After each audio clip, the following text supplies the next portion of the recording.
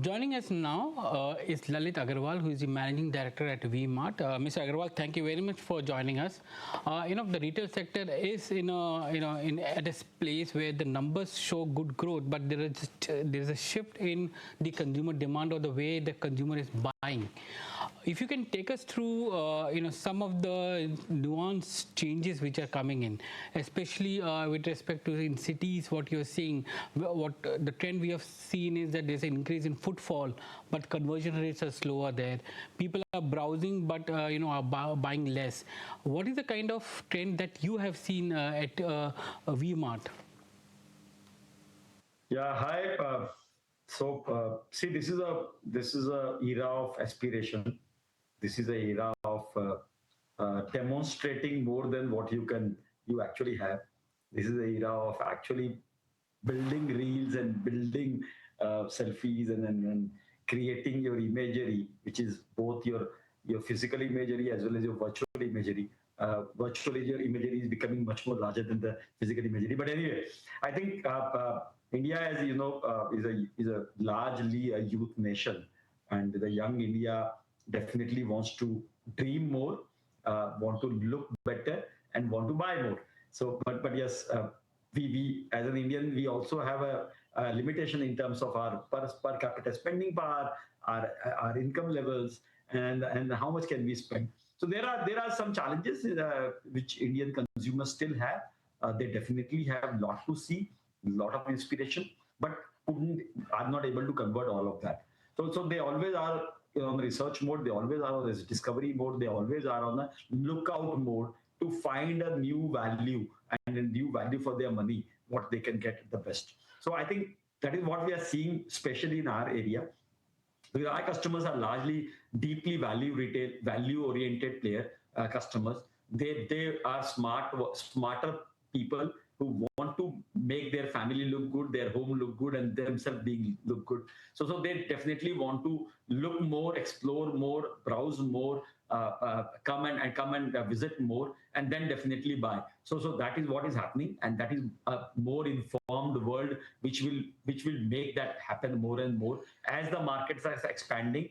The consumer also want to try multiple retailers, try multiple brands, and then go in and boil down to their decisions. So that is what is happening. So researching is taking more time. So what we are seeing in our markets, consumers are having higher aspiration. They do want to consume more, and they are consuming more.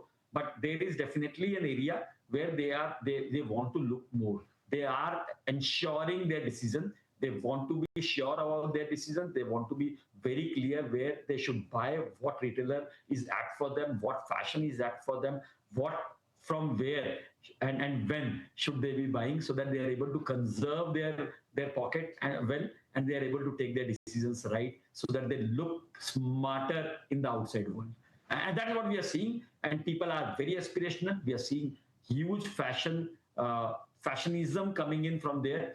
People want to be looked upon with the latest trends, with the latest fits, with the latest fashion, and then they want to adopt all of those in and have certain of those kind of pieces in their home or in their wardrobe, so that they are able to keep amazing their friends and keep amazing their families with newer looks. Hmm. Sir, affordability was always a driver of consumption for value retail. Do you think that the Indian consumer is becoming much more planned and discount driven at this point in time, like waiting for end of season sales is now the norm for many of them, especially the youth, which you spoke about, and also the fact that earlier, you used to have impulse buying. Has that come down a bit? So I think, see, there are different kind of consumer segment, and the consumers that we deal in, typically those are lower middle class and middle class consumers. And these people, for us, we believe that they buy maybe 2 or 3 times in a year, or maximum 3.5 times in a year. So for them, uh, uh, you know, waiting for the end of season sale doesn't make sense. They generally buy when there is a need. They generally get into the market when they have money in the pocket, when they are very clear, they have made budgets and they have allocated their budgets, and now they want to spend. So what in our markets we have seen, that consumers are largely planned and but honest, go to honest price shop, go to the retailers which has good pricing available throughout the year.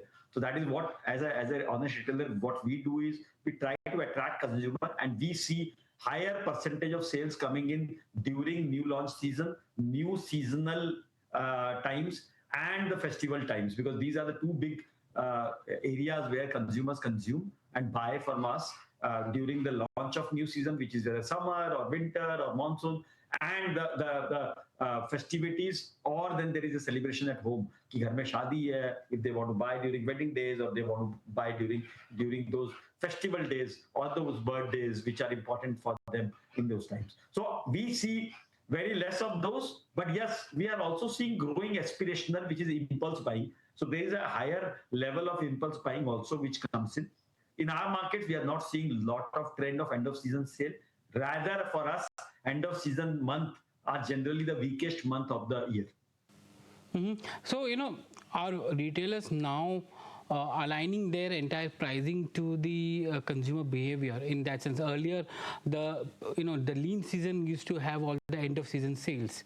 Now, as you said, that they buy twice or thrice in a year on occasions. Are retailers now pricing their entire product in such a way that it coincides with the kind of buying budget of people, whether it's twice or thrice in a year, or whether it's during a wedding season, or whether it's during around a new school year, or or Diwali or others. Is that converging now? See, definitely, as you see more and more organized retail becoming bigger in India. So retailers are actually getting more insight, creating a lot of insights, are becoming insightful, are becoming very well planned. They know, and every retailer who are successful knows their customer very well, knows their buying behavior, knows their life cycle of product buying. So they all understand. And I think gradually, if you see, that is how value retail across the globe has grown a lot. Value retail in India is growing a lot. So, and organized value retail is also growing a lot. And we see large part of agile fashion coming into play. So that is very important, because fast fashion is very important. People don't want to wait too much a number of time. People, whenever they are coming out to buy, they want the trendiest product that they want to buy, which is in fashion. So I think all of that retailers are adopting, and all of those retailers who are able to adopt do not need a lot of end of season sale. There is only maybe 1 month where you need to clear out your old season inventory. That is where you put end of season sale. Otherwise, now if you see, the trend is moving in a different direction across the world. It is just not India, it is across the world. Brands which are so-called bigger brands, and which used to people used to wait for their end of season sale, is no more the case now.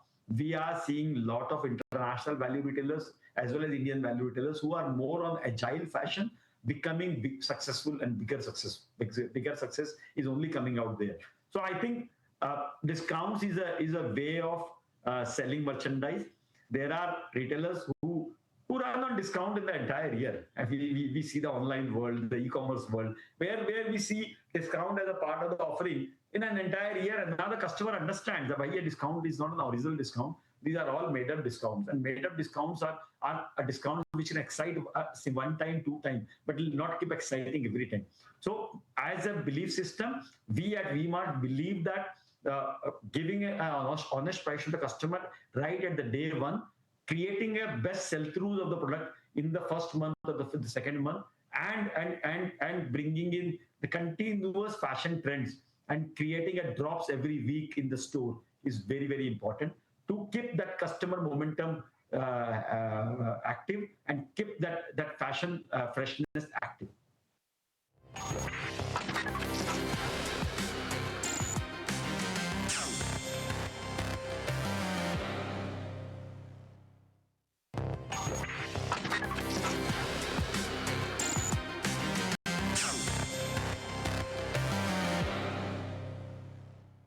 What is the kind of a demand that you're seeing for a premium consumer? Are they insulated from any slowdown, or they continue to buy the way it is? And as you said yourself, that now consumer is not waiting for end of season sale. and stores are now keeping discounts or pricing in such a manner that it's one of at the moment kind of discount, or minimum value discounts which are now coming into the concept. Do you think premium consumers are better shielded as compared to value consumers? See, I mean, definitely there are beliefs and there are processes of every retailer, every brand, and I'm not trying to hurt anyone. But what I am seeing in our market, whatever we are expertised on, I could just comment on those. This is what we have been able to witness in our market, and I think globally this is the trend that we have been also able to see. That is why maybe brands with an older philosophy, with earlier philosophies, are not growing as much as the brands with the newer philosophy. So I think everybody needs to become agile in this AI world. Everyone needs to keep creating newer stuff, newer time, and then faster. And I think that is what we all are trying to do. The whole supply chain game is becoming much more reactive, much more active, and has to become much more agile. And we are getting lot of support of digitalization, lot of support of logistic networks to actually get all of this done.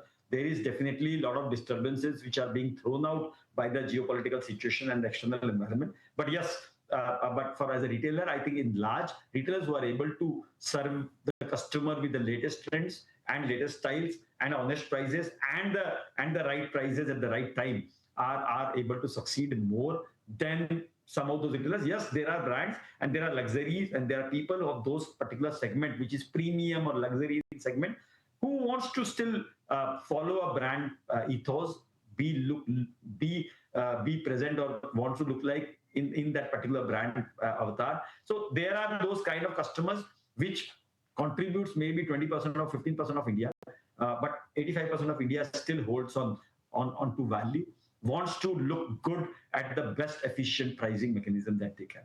Now, you spoke about the fact that it's no longer end of season kind of dependence.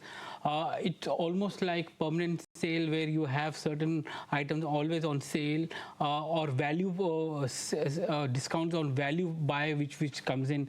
Do you think that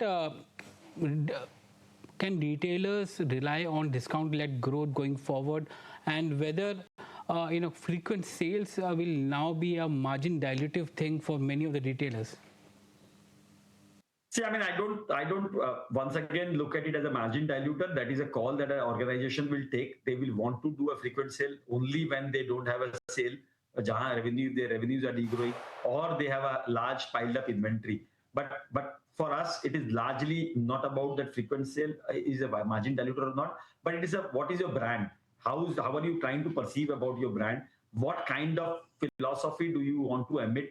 What kind of belief system do you want to give to your consumer?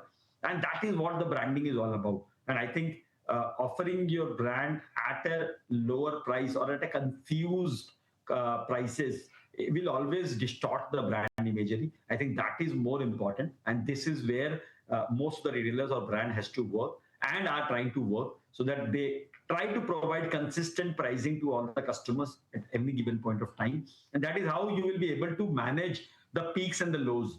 Otherwise, you will see a higher peak on certain days, which will create inefficiencies in our retail environment, and we will see some lower sale days, which will create a lot of boredom in our retail stores. So I think we need to really balance that out, so that we are having sufficient amount of footfall and sufficient amount of sales during all the months. Sir, you spoke about aspirations, which is there for the youth as of now. Do you think value for money is replacing brand aspirations, and that brand loyalty is now less for the new generation? See, I mean, the younger generation definitely is in the new world, where for them flicking on an Instagram reel or a post is only a millisecond affair. So they want change so fast. They want to unfollow or follow so fast. And it is definitely a new world which we are seeing with the Gen Zs and the Gen Alphas. They definitely are becoming more creative, more innovative, and they have their own value system. So I think there is a brand loyalty, which we have seen. A lot of youth brands have come into power. A lot of youth brand has really worked out because of the brand loyalty of the youth. But they have their own ways of creating a brand. They have their own way of trusting a brand. They have their own way of reinstitutionalizing their thoughts and their ability to or their mindset to be present in their brand regularly. So as long as the brand is aligned to their value system, as long as brand is always up and in line with what they are expecting and give them new every time. So I think definitely loyalty is not going to be so deep, so strong, because we used to remember in our older days when my father used to always take us to one particular shop or one particular, always that is the shop that was intended for us. But now it is no more a case. It is definitely a more dynamic world, more flexibility is needed with omni-channel, with lot of ability and new channels opening up in India or in the world. Digital channels are also becoming a big source of buying, and that is creating a lot of agility and movement. Browser movement, tab movement is very easy in the online world. That is how the retail movement and the brand movement is very easy. So we have also seen a lot of customer coming and testing and then moving ahead. So we have seen a lot of lapsed customer going in. We are trying to retain a lot of those customers, but still customer will always want to experiment some other brand, will always want to look forward to a new brand, will always want to see it, but as long as they are able to deliver quality, they do come back. We have seen a lot of customers coming back to our brand when they found us doing very well. They found us giving the right fashion. They found us still best on the quality, because quality is also very important for people who buy only 2 or 3 times a year, because they use it multiple number of times, they consume it, they wash it multiple number of times. So I think so brand loyalty is an outcome of availability, right pricing, and the quality that you provide, so that the customer is happy not only by buying but also after they buy. At V-Mart, you've been very aggressive in expansion as well. Your numbers also show the same. That how do you see demand growth? Because if I look at your SSG growth, it was around 12% all, which was there in Q4. So do you see this kind of healthy growth to continue, given the fact that you are aggressively expanding your footprint as well? See, I mean, there are a lot of opportunities in the market. There are also a lot of risks in the market. There are a lot of inflationary pressure which is going to get created in the market. So there is going to be a very, very tough scenario in the coming year that we are going to face. We will see some disruptions coming in, but there is also a lot of opportunity. As I said, there is a lot of shift from unorganized to organized. There is a lot of shift towards a good value retailer. So I think retailers who are able to give the customer the right perspective, the right value, the right quality, the right fashion, and the right assortment or the right experience at the store should be able to generate demand for themselves. Overall, there may be some pressure on the demand because the inflation is going to eat away some amount of pocket money that the consumer has. There will be some challenges which the consumers might face if the war continues for some more time. There is going to be a pressure that is going to get created in everybody's basket, especially in our areas, in rural market or in our consumer segment. 60% of the basket that they consume today will or is getting affected if the crude prices hover above $90. So I think there is a lot of dependency on crude which is going to come in. But yes, there's still a lot of confidence that the government is giving us. There's a lot of confidence that our initiatives are bringing us, so that there is going to be enough and surplus growth which is going to come into India. And then all of us will be a party to that, the share of the growth. And especially India is a consuming country. Indian consumers are the biggest assets of India. And that is where we will see a lot of growth coming in. Still, there is a lot that India is not consuming. They want to look good, they want to consume, and there are areas where still organized retailers have not gone. So I think there is an opportunity of higher consumption. We will have to grab it with our own doing, with our own initiatives. I was about to ask you about the West Asia crisis, and you spoke about the fact that crude is going to be a big disruptor for the industry. How do you see this crisis factoring in, given the fact that cost pressures are there with respect to raw material, forex, rupee, fluctuation, volatility? How are these impacting your sector? I think there is definitely going to be a lot of impact because we are in a consumer market. Right now, the government has decided not to increase the fuel prices. But if the continued crude prices keep existing, then it is inevitable. We believe there will be if these prices continue, there will be an increase on the basic fuel prices, energy cost, and then related all the related raw materials that comes into for the consumers need, whether it is even food prices could go up because of fertilizer availability, the pesticide availability, the logistic cost may go up. There is definitely a lot of crude based product which is man-made yarns, filaments, plastics, fiber. So a lot of those dyes, chemicals, so a lot of these things are getting impacted. The costs are bloating up. There is a chance that our raw material prices will go up and is going up. The future orders are if the crude prices not stop here, it will be booked in the higher prices. We may see a price rise, a cost rise in our product lines. We may see a price rise also that we have to demand from the customer. We may expect a little bit of impact on the of the inflation on the consumer basket, resulting into the economic degrowth. So I think that is where we are all right now. We still do not know what to expect. There is a lot of jugglery which is happening on the decisions. So we are still waiting for good days and good times and good words to come in. And if that were to happen, will you be able to absorb that, or will you be able to pass on? And how elastic is the demand? Because you look at the value retail part of it, where elasticity has a bigger role as compared to the premium companies or premium brands. How elastic is demand to price increase? Because there are price points like 599 or 699 or 999 which are there, right? And or 499 for that matter. And how elastic is that demand? It is definitely very difficult for Indian consumers to pay extra because they don't earn extra, and during these tough times when their overall basket is inflating and their cost to live is going up, they definitely don't want this to get impacted in apparels, fashion, and our areas in lifestyle products. So there is definitely going to be a challenge. It is not so elastic. There are product lines which is more fashion oriented where some elasticity can be achieved, but in basic products, in low price products, the elasticity is very very low. We will try to innovate. We are working with the mills. We are working with the fabric manufacturer with innovative thought processes, so that we are able to innovate certain better fabrics in newer filaments and newer mixture of filaments, so as to provide similar pricing to our customer in the forward times. But there are going to be few products where the price rise will be very difficult. We will have to pass on certain prices to the consumer if this trend continues. So some part we will have to pass on, some part we will have to absorb, some part we will have to innovate, so that we are able to serve the customer and our ASPs don't grow beyond 2 or 3%. So, if that is the case, do you have enough buffer within your system or within your margin profile or P&L to absorb the cost and pass it on?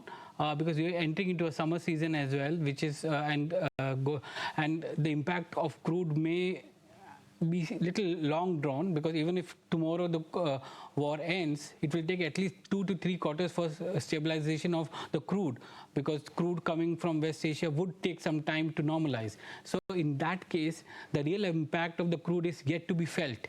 Do you see that buffer there in your P&L? I think, see, there will be a challenge. We understand both in my PNL, our PNL, we don't have too much of leeway, too much area.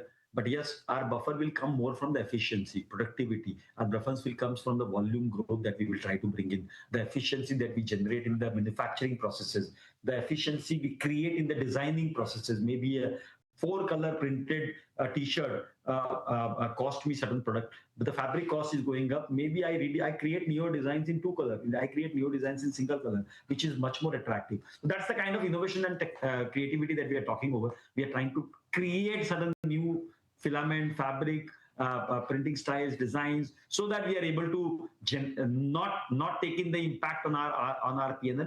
But yes, if we have to absorb maybe 1.5% if on certain product, then we will not hesitate doing it, because for us, providing value to the consumer is much more important than building the profitability books or the margin percentage in our books. We have always given that. We had made a mistake in 2021-22 where we increased the prices and the customer didn't like so much. So we will be very cautious in increasing the prices. Mr. Agarwal, it was a pleasure talking to you today, and thank you for talking so candidly. Just to get an understanding of what's happening in the value retail space, because we are in for a difficult times, and price impacts will happen. And as you are saying that it's going to be challenging, and you will make innovative ways to ensure that the cost is absorbed or not passed on much. Thank you very much for joining us today on Deep Dive.